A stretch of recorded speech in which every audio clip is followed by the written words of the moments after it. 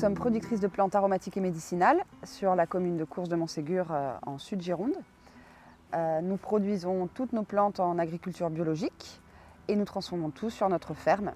On a toute une gamme phytothérapie, tisane, hydrolat, donc eau florale, distillation à l'alambic, cosmétiques, savonnerie, voilà, plein de petites choses pour le bien-être et la prévention au quotidien à travers ce qu'on consomme. On travaille essentiellement les aromatiques et médicinales. Ma sœur est diplômée d'herboristerie. C'est un diplôme qui a été aboli en 1941 sous le régime de Vichy au profit de l'industrie pharmaceutique. C'est l'avènement de l'industrie pharmaceutique. Donc c'est un métier qui a été oublié, mais à la base, quand on voulait se soigner, on allait chez l'herboriste pour tous les petits bobos du quotidien.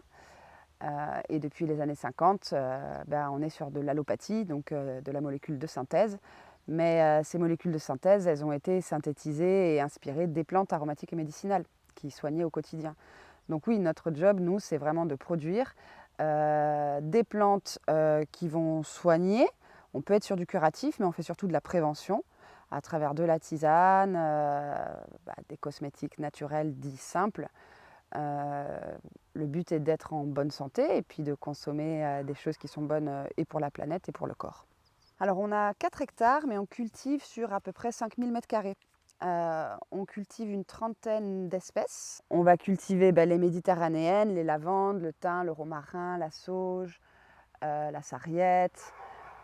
On va aussi cultiver toute une gamme de plantes annuelles ou bisannuelles, les calendula, mauve, bleuet, agastache, valériane, guimauve, voilà, tout un panel de plantes qu'on va retravailler derrière. Donc on récolte, on n'est pas mécanisé, donc on fait tout à la main. On récolte à la main, on monde, donc c'est l'action de séparer les feuilles des tiges, puis c'est le séchage, et à la suite du séchage, soit on les prépare pour des mélanges de tisane, ou alors moi je vais les travailler en macération de plantes, macération huileuse, alcoolature, donc macération dans de l'alcool. Mais on va dire qu'il y a plein de moyens d'extraire les principes actifs des plantes, et c'est notre métier. Alors octobre, on arrive sur la période pas creuse, mais qui se calme au jardin. On va avoir tout le travail d'arrachage des annuelles, de préparer la terre pour le printemps prochain. Donc on va amender, on va apporter soit du fumier, soit des purins ou quelque chose pour rééquilibrer la terre. Et derrière, nous, on va pailler pour laisser la terre au repos et que les insectes, les vers de terre fassent leur travail et qu'on ait une belle terre bien meuble au printemps quand on va enlever le paillage. Donc c'est la période de dormance qui va arriver. Il nous reste encore quelques distillations à faire, mais on va surtout avoir le travail de récolte des racines. Les racines se récoltent automne, les premières gelées. Donc là, on va bientôt récolter les racines de consoude qui sont là, la guimauve, la valériane, voilà, tout ce qui se travaille en racines. Il y a pas mal de plantes qu'on travaille et en racines, et en feuilles, et en fleurs, voilà, selon la plante. Donc voilà, ça c'est le travail de l'automne. On est plus à l'intérieur dans les ateliers. On va transformer, on va se mettre à jour sur tout ce qu'on n'a pas eu le temps de faire en pleine saison. Et on va préparer les marchés de Noël. Et après, si on suit la chronologie, revient le printemps et là on recommence sur les semis.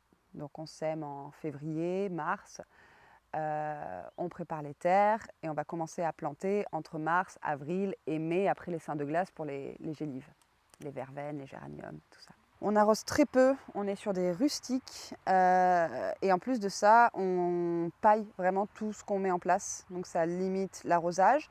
On a un système de goutte à goutte qu'on tire de notre étang pour le début à la plantation. Là, c'est quand même important d'avoir un petit apport d'eau. Et après, tout ce qui est méditerranéenne, lavande, thym, sarriette, sauge, c'est des plantes qui n'ont pas besoin d'irrigation, à part la première année quand on les met en place. Mais comme c'est des vivaces, elles sont déjà en place. Là, on a la parcelle des méditerranéennes, on n'irrigue plus. On est assez émancipé de l'eau avec notre activité. Et en plus de ça, on est sur un terrain où on est en bord de Drô. Il y a un étang ici, on est sur une zone humide avec des veines d'eau qui passent et qui vont jusqu'au Drô. Il y a un sourcier qui est venu qui a remarqué qu'il y avait pas mal de veines d'eau. Donc on a la chance de ne pas avoir trop de problèmes de canicule, même en période caniculaire. Les récoltes, à partir de mars, on va dire qu'on cultive une trentaine de plantes et il y en a une vingtaine d'autres qu'on va aller cueillir en cueillette sauvage, donc sur des lieux préservés. Donc ça commence par l'aubépine qui fleurit au printemps, en mars, avril. la prime vert. Donc voilà, il y a toute une liste de plantes qu'on ne va pas cultiver, qu'on va aller récolter. Ça, c'est un gros travail au printemps. Les jeunes pousses de ronces, la reine des prés un peu plus tard. On connaît les spots et tous les ans, on va plus ou moins aux mêmes endroits parce que les plantes peuvent se déplacer. Et effectivement, on ne va pas cultiver de l'ortie ou de la ronce ou du millepertuis, on va aller le chercher dans des lieux qu'on connaît. Donc au printemps, on a un gros travail de cueillette sauvage, de mise en place au jardin. Et après, la première floraison au jardin, c'est les rosiers de Damas. Donc là, on a 150 pieds de rosiers. Et là, ça commence à fleurir à peu près en avril.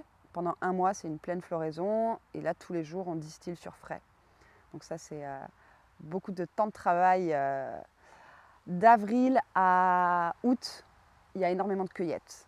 À partir du moment où toutes les fleurs se mettent à fleurir, là, tous les matins, on passe et on récolte les calendulas, les bleuets, les mauves, les roses. La cueillette, c'est vraiment le gros du boulot de avril à août à peu près. D'abord, quand on va cueillir, il y a certaines plantes qui sont déjà prêtes, qu'on n'a pas besoin de monder quand on cueille les fleurs. Quand on va cueillir à la serpette, effectivement, il y aura un travail derrière de mondage ou émondage, l'action de séparer les tiges des feuilles et d'avoir du coup une qualité de plante, plus que des feuilles, pas de tiges, tout ça. Et puis après, il faut faire la mise en sachet, enfin le séchage, la mise en sachet des tisanes. Et puis il y a aussi toute la dimension transformation cosmétique qui prend beaucoup de temps. La savonnerie, c'est de la saponification à froid, donc ça prend du temps. Les macérats huileux, donc je prépare mon stock pour 1 année, donc il faut que je sache combien de litres de macérat de plante j'ai besoin sur chaque plante pour élaborer mes cosmétiques.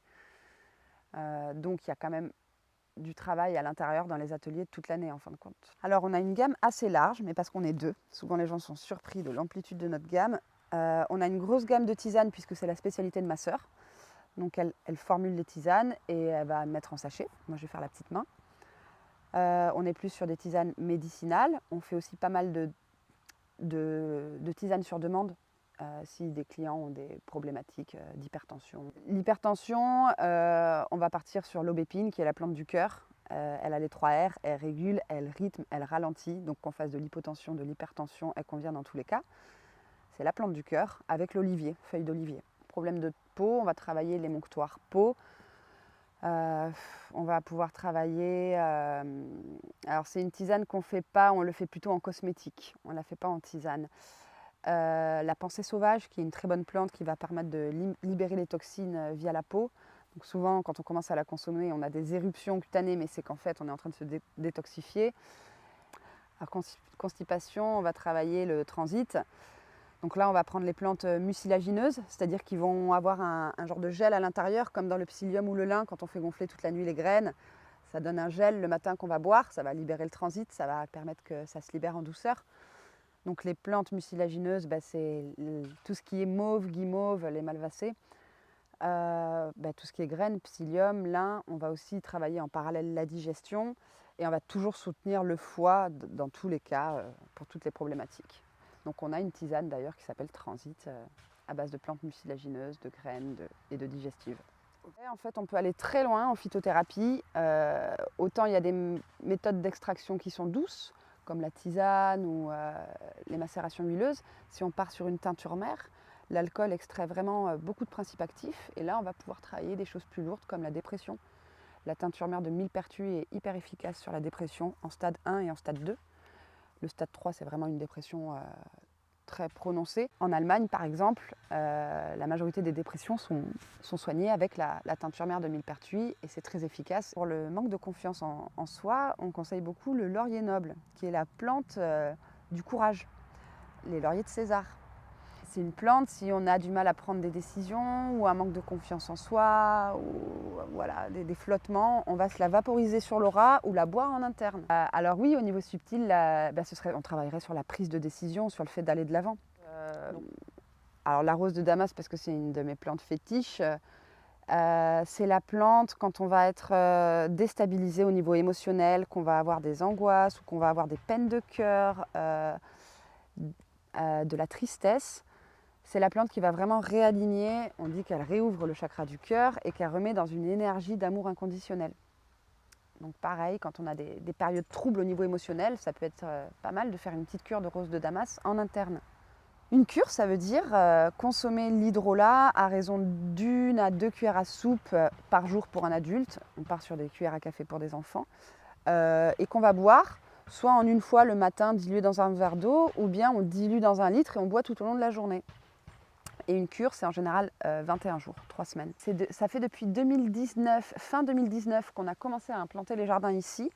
On est arrivé en avril 2020, mais c'est une continuité parce que ça fera 10 ans l'an prochain qu'on a notre activité de transformation de plantes aromatiques et médicinales.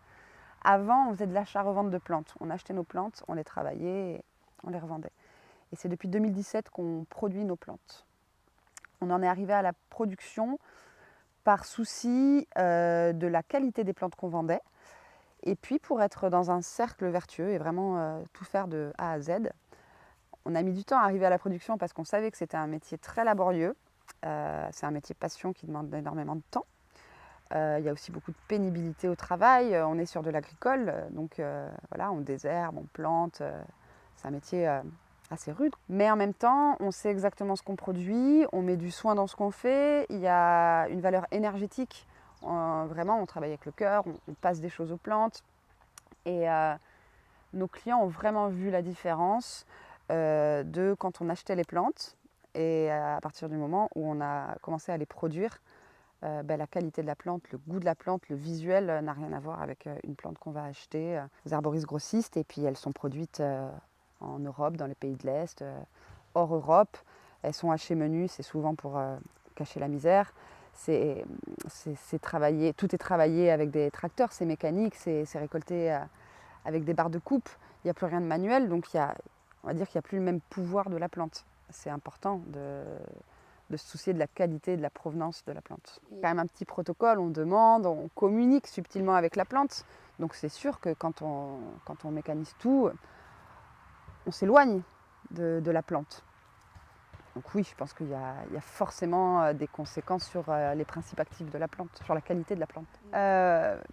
Du coup, ma sœur et moi, on a choisi de vendre essentiellement en vente directe, en circuit court.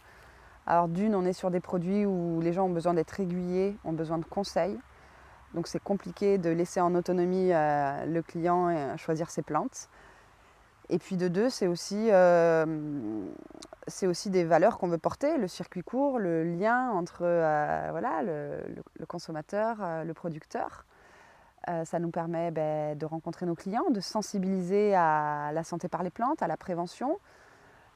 Et puis on est sur une filière, une petite niche.